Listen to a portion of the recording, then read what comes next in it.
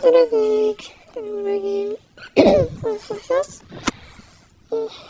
Meil tuli siis teha, kuni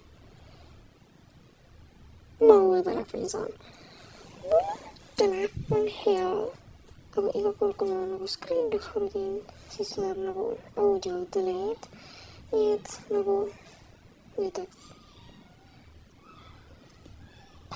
ma ei tea, koledis läheb ja siis ma karjun, aga ma karjun enne, kui see koledist läheb.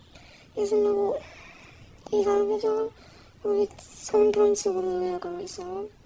Nii et kõik videod, mis me postitame, on delay'd audioga, aga me lihtsalt postitame väikseid videosid. See on, ma arvan, kuskil 14-20 minutit. Väiksemaid videosid postitame, mis on mingi 14-20 minutit nagu mitsi. Aga see oligi siis terve video. Ma tahtsin rääkida sellest, et see lähebki video kella vaikseb praegu, kui ma telefoni saan ning hästi screen record'i saan. No ma ei saa aru, miks selle lähegamise pärast ma arvan, miks mul nagu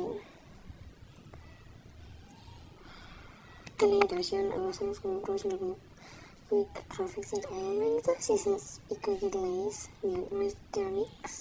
Ja see ikkagi kõige aega delay. Ja ma ei saa aru miks, aga tšau siis, kui ma see oli, millest ma tahtsin rääkida see video.